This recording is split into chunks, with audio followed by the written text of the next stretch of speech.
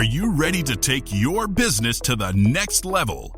Every day there are countless books and articles that are published offering the key on how to make your business a success. It's easy to feel overwhelmed trying to keep up and run your business.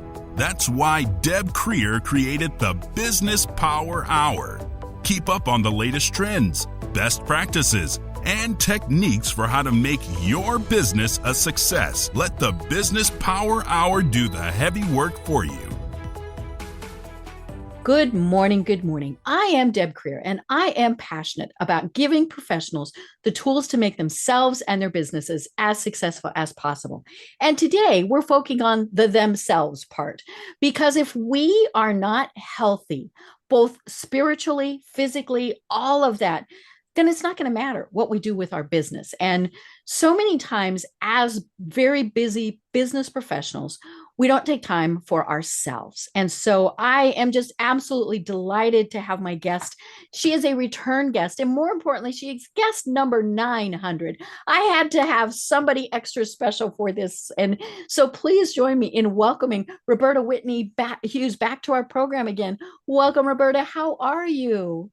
Deb, I'm doing really well, and I'm thrilled to be back on your show. You know, since my first visit, you and I have developed this relationship that I just feel like I've known you for a lifetime. And I know.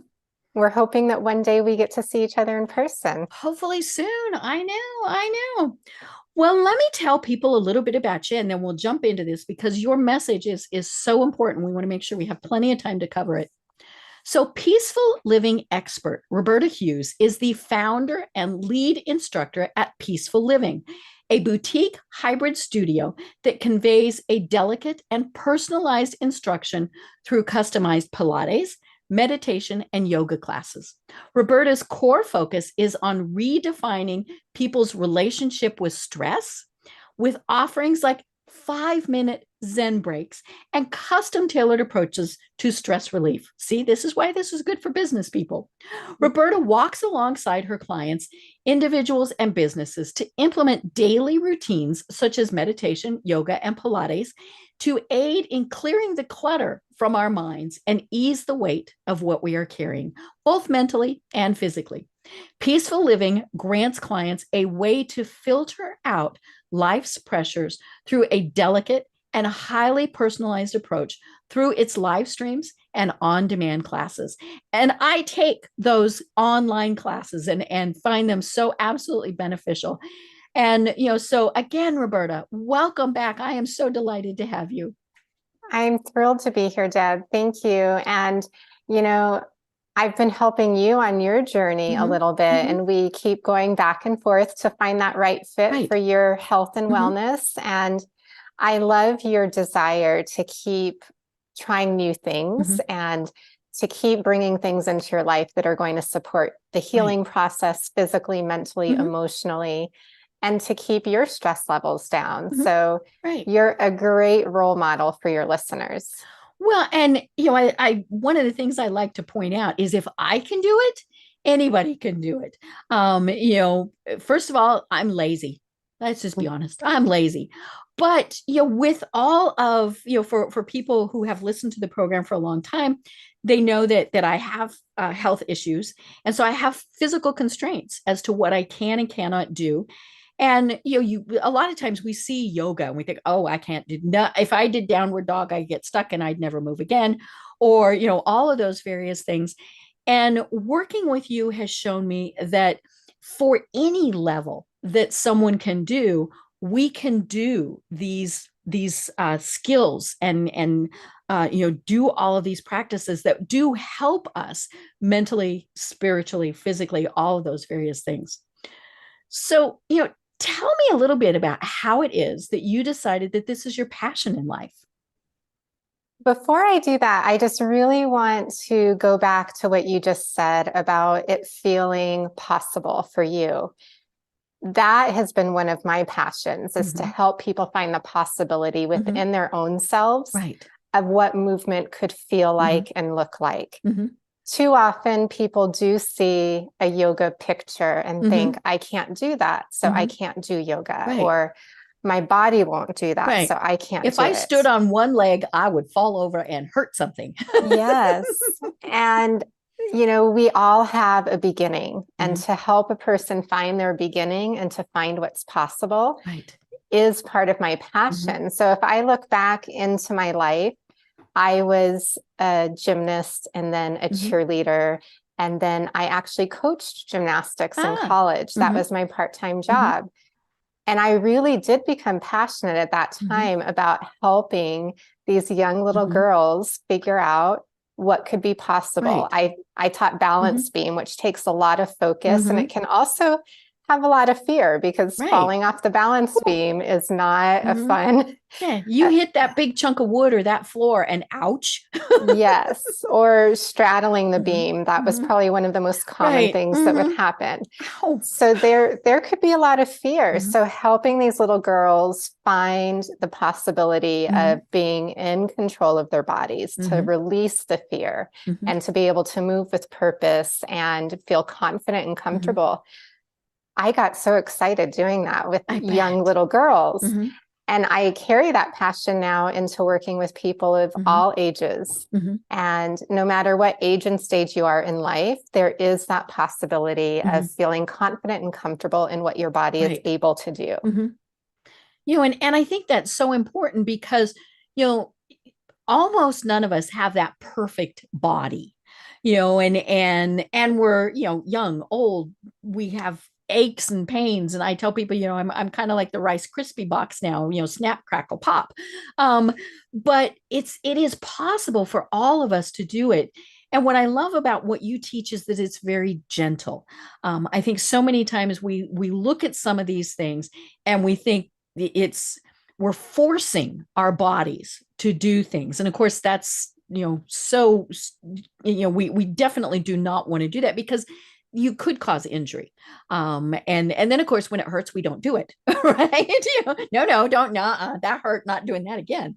And so, the fact that everything you do is very gentle movement, and other things like meditation, you personalize it for each person. And I love that. Yeah. For me, yoga, meditation, Pilates, it's something that you are learning to do for yourself, not to yourself. Right. And we are such a performance-based society that we get so caught up in doing things to ourselves to create a result, to create an end goal. And that's important, but it's also important to have things that just are there to truly nourish and nurture us, to support our energy, to help us thrive so that we have the energy to do some of those performance-based things. Not everything needs to be performance-based. And if you take that approach to your self-care and wellness, that it's not a performance-based practice, it's a nurturing practice. Right. You'll actually start to look forward to doing it, I think. Right. Oh, yeah. And I think many of us grew up, doing sports that we didn't like. Whether, started probably with PE, and I actually got my arm broken in dodgeball. That was very entertaining.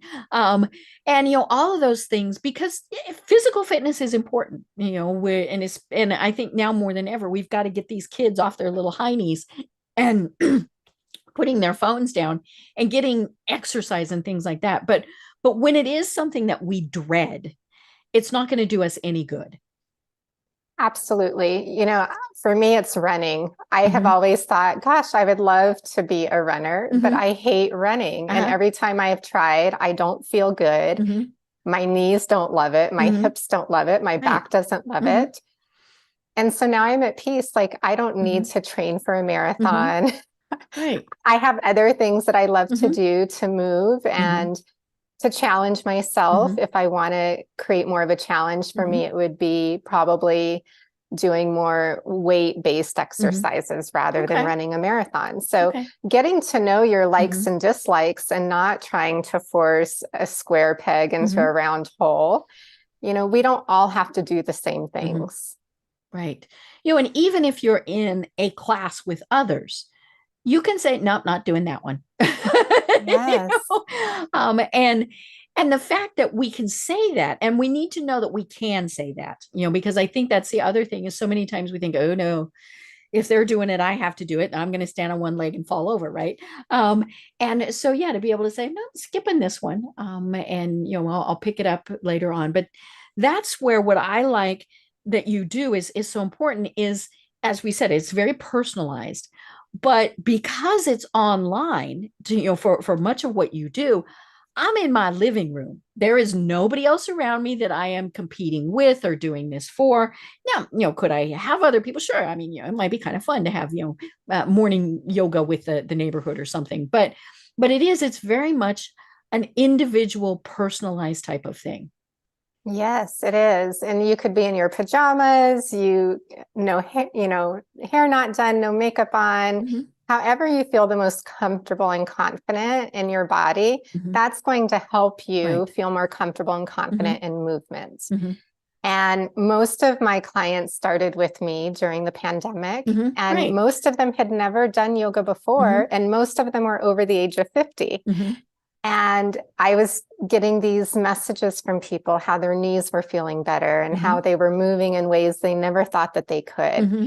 And I never got to really see them practice, but to Right. hear that feedback, I knew that things were going well. Mm-hmm. They weren't hurting themselves. Mm-hmm. They weren't feeling unsuccessful. It was the exact opposite. Right. And that gave them the confidence to do things in life that they wanted to do once they were able to get out and about again. Right. And you're right. During COVID, we were all shut in, and even if we'd been doing, some type of physical activity, we couldn't. I mean, we were told you can't leave your house, stay there. We have this wonderful walking trail that is behind our house. It's actually 100 miles long. And it's very shady, which is great down here in Atlanta, very well maintained, all sorts of things. But for at least 2 months, there were barricades. I mean, we were not, and they patrolled it. It was the weirdest thing. And so, yeah, I mean, we just couldn't even go for walks. Now, we still did. We walked around the neighborhoods and hoped that nobody ran over us. I mean, things like that.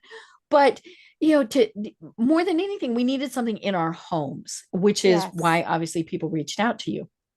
Absolutely. And now that things have opened up again, it was interesting for quite a while. Nobody wanted to do virtual once we could get out. I think everyone was so people grateful to be able to have human contact and experiences outside of their homes. But now I'm starting to see more people asking for virtual again because they've gotten back into a flow of life where they don't want to take a full 2 hours to drive to a studio, take a class, come back home. That's usually about 2 hours out of your day. And being able to do something online. I just worked with a client privately this morning, 30 minutes, we log in, 30 minutes of focused effort, and she's back to her work at home because she works from home. So people are still looking for that hybrid experience. And that's what I've been really trying to educate people on recently is there is the hybrid experience that you can have the perfect marriage of the two. On the days where it works for you to get out and to have a class or a session outside of your home, to build that sense of community, to get the human interaction, to get the hands-on experience with a teacher, that has such great value.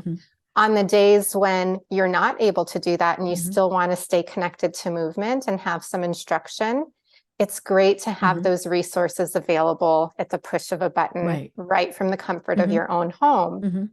And I also have live stream classes, and you and I got to do one together and bring your group of friends together. So you still can enjoy that sense of community virtually by having many people log in at the same time and enjoy an experience together. So you get that sense of community from both virtual and from in person.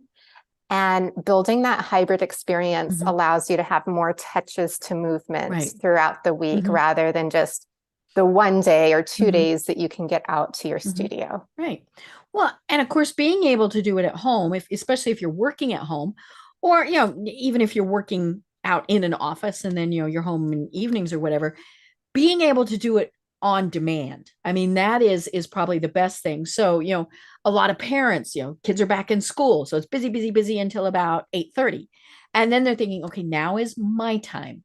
And so they can do something for however long, at 9 o'clock. Maybe there are these people that get up really early and they do it before their day starts. Or we're working from home. Okay, 2 o'clock is when it's a good time for me to take a break. And so that's what I love about the online programs and the on demand is it fits the schedule. It does. And when you talk about the busyness of back to school, I once too was a busy mom. My two boys are grown now, but I used to think about when I was taking my son to soccer practice, I would always use that time to take a walk while he was on the field. I would walk around the field. But then there were times where I was sitting and waiting in carpool line, just kind of bored. So the Zen Breaks that I have now on PeaceFull Living were really created from that memory of, this would be a great time to just sit and breathe and regroup for myself. So a Zen Break is a 2 to 5 minute guided meditation. You can push play when you're in the carpool line, when you're waiting to pick your kid up from practice.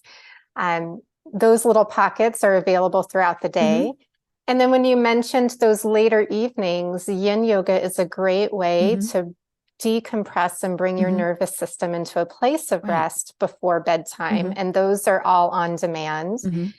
And even if you don't practice for the full 40 minutes that the yin yoga class goes for, 5-10 minutes before bed, it's almost like just taking a little vitamin, a little nourishment to help your system wind down so that you can fall asleep easier and hopefully stay asleep and get the genuine rest that your body needs. Right. And then if you're a morning person, sorry. I was going to say, I love the fact that you said we don't have to do the whole thing, because I think so many people think, oh, it's 40 minutes. I have to do the whole 40 minutes. No, if you got 10 minutes, do 10 minutes.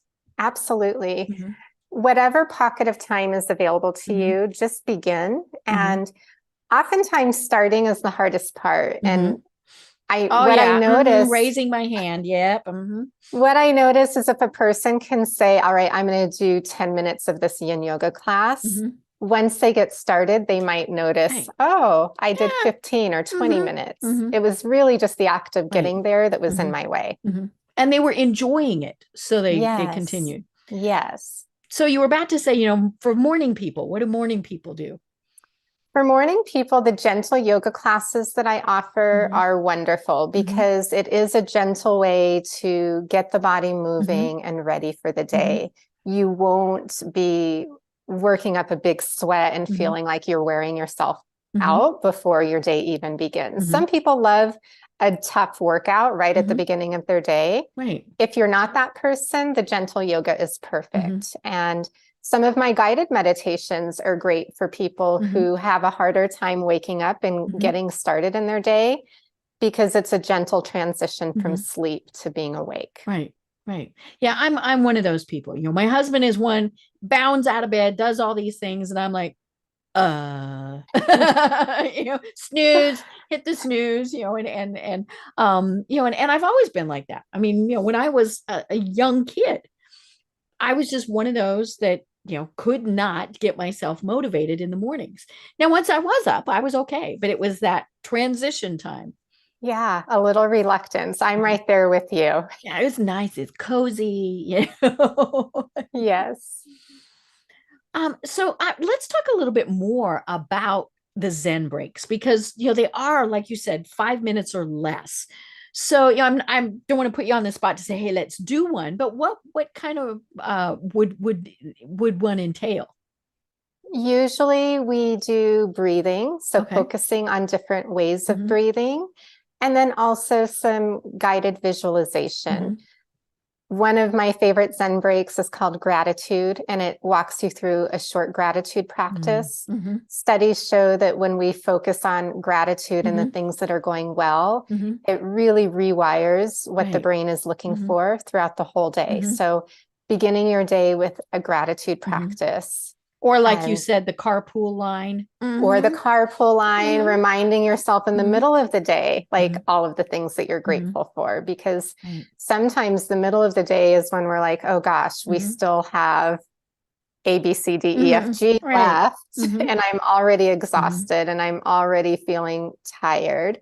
So gratitude, taking those few moments to breathe and restore can give you the energy you need to move through the rest of your day. Right.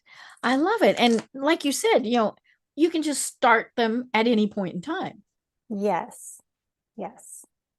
There Very really cool. is not a formula. I like to encourage people to dapple a little bit in the different offerings and see what speaks to them. And that's where it becomes more of that personalized approach. And you and I have talked about this. I'm going to send you a video. You're going to try it on and you're going to let me know. I need a new stretching video. Yes. Yes. And if it doesn't resonate with you, you'll let me know. And then I'll say, we'll try something this different. one. Yep. I love that. And the things that we can do with our bodies and our minds are just incredible. That the other day I was at the doctor. I go to the doctor a lot. It's one of those things. And they went, your blood pressure is a little bit high. Now it was pretty much normal for me, but they thought it was high. And I said, give me a minute. So I, got comfy in my chair, relaxed, didn't even really think of anything, but just focused on my breathing, for maybe a minute. It was certainly not long, and they were standing there. I could tell going, but they knew better. Ready? Yeah, and so when I opened my eyes again, my blood pressure had dropped a lot. As in they went, but it was when I calmed myself, because let's be honest, I can get wound up. Anybody who knows me, they're like, oh, you always have so much energy. How much coffee do you drink? None. This is just me. And so, just taking that little bit of time and thinking, calm, I'm going to be calm. And I even think my heart rate is slowing, and all of those things, which will bring my blood pressure down. And now, 30 seconds later, does it go back up when I get wound? But maybe, but it's amazing what we can do. And so, like in an office, maybe you've got a presentation you've got to give, and you're, getting a little nervous about it. Do a Zen break, or maybe you had a run-in with a client, a customer, a coworker. Again, take 5 minutes and just calm yourself down. And maybe you might need to do some actual stretching and some things like that, because right in the office, when things aren't going right, we start clenching our little bodies up. Yes. And so what can we do? And I mentioned in your bio that you work with businesses. So tell us a little bit more about that. Sure. I feel like you pulled out a couple of little golden nuggets. So first, I want to address what you did at that doctor's visit. What you were doing was regulating your nervous system. You were aware that you were elevated. It showed up in your blood pressure. And you knew and had the tools to say, just give me a minute. Right. You didn't feel pressured by them waiting for you. No. You had that boundary of, I just need this time. So that boundary is huge, to not feel like you're on somebody else's schedule and agenda, because that too makes your nervous system elevate. Right. So you created that boundary. You took some breaths. You knew you could actually feel the shift. That's learning how to regulate your nervous system, which is huge. Right. And the more you begin to do that, you have the power to do it in any situation where you feel your nervous system elevating. Yeah. You're in the car, you're in line at the grocery store or whatever. Yeah. You can kind of take those quick little breaks. Yeah. So when we talk about the workplace, lots of stimulation, right? Lots of things coming at us, expectations of performance. Most offices, if you're working in a workplace, it's not a lot of natural light, lots of fluorescent light, lots of noise. So you have all of this external input, all of this pressure to produce and to do your job. And that's why I think so many people now are looking at emotional intelligence and learning how to regulate your nervous system. How do we do that in an environment where there is so much stimulation and pressure? some things that you can do are those Zen breaks. Mm-hmm. If you have identified the triggers in the workplace that elevate your nervous system, Mm-hmm. maybe it's certain working relationships, maybe it's the conditions of the environment, that having too much of that indoor lighting isn't really what's helping you feel at peace. That would be a time where you would say, okay, I'm going to make sure on my breaks, I get outside, Right. have some natural light, breathe in some fresh air. One person that has come to a few of my workshops, she now has added little stretching moments into her snack times. So she schedules her snack times at work, and she said, oh, I can go into the conference room and I can do the shoulder stretch. And now she's being creative in how to bring that into her day and feel better and not feel so wound up and tight as she moves into her afternoon. So again, just really helping a person identify the spaces and places where they can insert small things, whether it's that Zen break to take a little breath, to regroup, or to find stretching moments, or to get outdoors if that's going to nourish and nurture your energy. It's such an individual experience that once a person realizes that they can choose things that work for them and fit into their nature and the things that nurture themselves, it doesn't feel like something that they have to do or that they're trying to make room for. It just naturally starts to flow into the routine. Right. And if they don't do it, they're like, something's off. Yes. You know, and I was just going to say, you had mentioned like if you have a big meeting or presentation coming up and those nerves are high, my favorite thing for that is called the birthday candle breath. And if you'd like, I could teach it to you. Yes. Okay, I'm ready. So start to just follow your natural breath for a moment and just notice the breath coming into the body and out of the body. And then on the next inhale, I want you to fill the belly like you're filling up a balloon. So really let the breath go deep into the belly. And then as you exhale, make an O shape like you're blowing out birthday candles. And empty, empty, empty, empty. And then again, another big belly breath. And then blow out those birthday candles. Really squeeze out every last drop. And then one more time, a big inhale, fill, fill, fill, and blow out those birthday candles. How do you feel? Oh, just much more calm and peaceful and relaxed. I mean, I kept my eyes open and but I could see my shoulders kind of lowering. Which meant, that the tension in my neck was going. And that was 20 seconds, maybe. Yeah, maybe. Yeah. So think about doing that, when you feel things elevating, like it is super simple and just a reminder of, oh yeah, I can do that birthday candle breath. Right. Well, and what I'm thinking is, say you've got a big meeting of people. Maybe do some of these throughout the meeting, especially if okay, we're all back from lunch. Let's get settled. Or, and sometimes things get a little wound up. I've been to conferences where they've said, okay, we're going to turn and give the person next to you a shoulder massage. That never works. And I always was creeped out, because you don't know that person who's going, and a lot of times they hurt, all sorts of things. Now, the intention was we're trying to relax everybody, but it didn't work. I mean, and it's all the nervous giggles was, everything. But yeah, if they said, okay, now we're going to get ready after this big, fabulous lunch, we're going to get ready to focus on what we're going to learn today.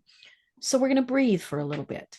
And I mean, that would do so much, whether it's, a big conference or a meeting of 4 people, and the nice thing is you're doing it at the level you want. I mean, if you didn't want to do it, fine, just sit there quietly. But yeah, it is something that I think many businesses could incorporate to help. Or maybe, let's do a morning stretching to get everything going. Clearly they're not going to get real carried away because you might have, your professional clothes on, things like that. But, it is a way, plus it's a way to kind of do some teamwork and get people together. I mean, as you were talking about your friend who, takes her snack break, I thought, I wonder how long it's going to be before somebody says, "What you doing? Can I do that too?" And then she's going to have a little group in there, right? It's possible. Mm-hmm. And, what you were just describing, I call bringing us into the room. Mm-hmm. If we've all gone away for lunch or Mm-hmm. we're just starting the day and it's the Mm-hmm. first meeting of the day, people are still kind of in where they just came from, Mm-hmm. whether it was from home or from lunch, they're not really in the room. Mm-hmm. So to bring everyone's energy Right. into the room Mm-hmm. is such a more powerful way to begin Mm-hmm. and will improve productivity because everyone now is there Mm-hmm. and present and Right. focused Mm-hmm. on the work at hand. Mm-hmm. Right. And I was also thinking, when we were kindergartners, we got naps, right? You took your little nap, and I don't know, it was probably 10 minutes, who knows. And then we got cookies or graham crackers. I got graham crackers and milk. But it was a way for us to calm down after we'd been out going, at recess, right? But it also kind of helped focus us on the afternoon's activities. And I want to, I tell people I'm the adult that does that. I take a little break. I don't like to fall asleep because then I'm kind of groggy. But yeah, just to kind of sit and have my graham crackers and milk. I think Yeah. we'd all be a lot better off if we had our little kindergarten breaks. And even throughout grade Mm-hmm. school, I can remember coming in from recess and we would all gather on the rug for a story or for a short lesson that was usually more fun than, challenging. And then we would go to our desks and start the work of the afternoon. Right, right. Well, I want to talk to you about the fact that, and I mentioned this at the start, we're busy people. We're doing this, we're doing that, we're parents, we're running our business, we're volunteering here, we're doing this, we're doing that. And self-care ends up being at the bottom of the list. So obviously we need to flip that. But tell us why it is so important that self-care is a priority. Self-care is your resource for having the energy and the health to do all of the things you want to do and need to do in your life. As children, our self-care tends to come from our parents. If hopefully you were raised by parents who are nurturing and caring. If you weren't, then you may not have that source of reference. But most people, if it wasn't a parent, maybe it was a grandparent or an aunt or a special neighbor.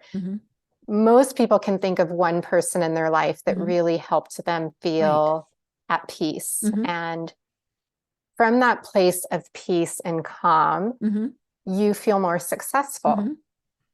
When you have practices as an adult that fulfill that place of becoming calm and peaceful, you will feel more successful in all of the things that you're doing, in your relationships, in your work, in your hobbies and activities, with your children, with challenging relationships even. Yeah. Right. I've talked about this and I can't take credit for it. Somebody else said this first. When the thing when you're on an airplane and they tell you, when the oxygen mask drops down, you put yours on first before you help the child next to you or the person next to you. Because if we're not taking care of ourselves first, we can't eventually help those people next to us. And I think that's really hard because we do think we have to do this. And wait, I've got 5 meetings on my schedule today. And then I have to go home and I have to cook. And right as we're thinking about it, our blood pressure is going up, and then we get in the car and people honk at us. Now they don't here in Georgia. It's very bizarre. They do not honk in Georgia. But it's still stressful and all of these things. And so then, by the end of the day, we're just, these crazy little people. And then We watch the news. Bad choice. And so, first of all, turn the news off. I mean, things are still going to happen. You don't have to know about it right before you go to bed. Or, think about what that nightly routine is. I've developed a habit, and it's not necessarily a good habit, of having the TV on at night. There's just, I have it on very quietly. There's something about that is kind of white noise. But I also learned that it has to be something like the History Channel, where they all kind of speak in these type, or I certainly don't have a crash, bash, shoot them up, yell at all these, because then your mind just starts going, right? But that's where obviously meditation can come in. So talk to us a little bit more, because we all think that we have to sit with our legs folded in a way that we're never getting up again, and we're going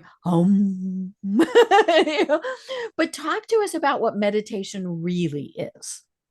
Meditation is really about redirecting the brain. Okay. I like to think of it as parenting a toddler Mm-hmm. because I was just having this conversation the other day. If you have ever observed a person, and maybe this person was you, trying to force a toddler to do something that they don't want to do. Have you ever witnessed that happening in public? Oh, yeah. No, grocery store. No. Who usually wins in that match? The toddler. The toddler wins. So if you try to force your brain to shut up and be quiet, it's going to be like that stubborn toddler. Right. It's going to get louder and louder and more obstinate. Instead, if you give your brain something else to focus on, like to say, not there, here. I understand you have all of these thoughts, but let's look for the inhale. Right. Redirecting. And each time you redirect, the brain becomes a little more willing. And over time, you might get to that place where you sit in this peaceful silence. Right. If you don't know how to redirect your thoughts on your own, the guided meditations that I offer are great, especially the longer guided meditations. They're between 20 to 30 minutes, which a person may be like, oh my gosh, I can't meditate for that long. All you have to do is lie down, get comfortable, and listen. Right. So and if you know how to fall lie asleep, down, that's not a bad thing. if you know how to lie down and breathe, you can do a guided meditation. And one guided meditation gives your body the same amount of rest as a 2-hour nap. So you will move into those deeper levels of consciousness. I would say 80% of the time people will fall asleep because we're doing a full body scan, and the body scan again redirects the brain. You'll notice, oh, I was thinking about this, but I need to be thinking about my hand. Back and forth, back and forth. And becoming playful with the process helps the brain become more resilient with letting go of the thoughts and coming back to the task at hand. Right. Well, oh my gosh, this has been absolutely wonderful. And, we have to have you on again. We're going to have you doing some classes and things through Trying Not to Die.live. I am just so honored that you are one of the people that supports us with that initiative, because as a cancer patient, as caregivers, all of those, these skills are things that we absolutely need. And so it's so much fun. So you do have an absolute wonderful offer for our folks at Trying Not to Die.live. Do you want to tell us a little bit about it? I would love to. So you and I have talked about doing a fundraiser to help raise funds to give teddy bears. Yes, our little squishy teddy bears. To people going through cancer treatments, probably specifically children. And to support that effort, anyone who joins the PeaceFull Living community, which allows them to focus on their self-care for a full year, they will get $50 off of their membership for the year. And I will donate $50 to help support the efforts of getting more teddy bears. That buys 5 bears. That's 5 bears. Wow. So 5 bears for each new member that joins for the year. You're giving yourself the gift of self-care. You're helping support teddy bears for cancer patients. It's a way to do good for yourself and others. And obviously we will have all of the links in the show notes for folks. Roberta, this really is just so delightful for people, who are interested. How do they find you and how do they work with you? My website is peacefulliving.com. Full has 2 L's, so 3 L's all in a row. I am also on Instagram at Roberta_peaceful living. And I'm on LinkedIn, Roberta Hughes. So you can find me in all of those places. I do a little bit on Facebook, but Instagram and LinkedIn is where I do most of my touches these days. And I'm always available for a consultation. So if someone is listening and isn't sure if this is the right way for them to begin their self-care practice, I'm happy to have a conversation. If I'm not the right person or the right fit for somebody, I have many resources and I always redirect if that feels like the best thing to do. Perfect. I love it. Well, do you have any final thoughts that you want to leave everyone with? I would say don't wait to put yourself to the top of your priority list. Your self-care is so important. And by learning how to bring small things into your day, it will become more familiar and easier and more natural. And it won't feel like you're having to take big chunks of time to learn something completely foreign and new. Oh gosh, I love it. And I can't wait until we chat again. And I just want to know from folks, text us, let us know if you're doing the birthday breathing, things like that. I think that would be so much fun. Well, I'm Deb Creer. I've been having the best discussion with Roberta Hughes of PeaceFull Living. And until next time, everyone have a great day. Thank you, Deb. Tune in for our next program for even more trends, best practices, and techniques for how to make your business a success. The Business Power Hour, hosted by Deb Creer, is proud to be part of the C-Suite Network.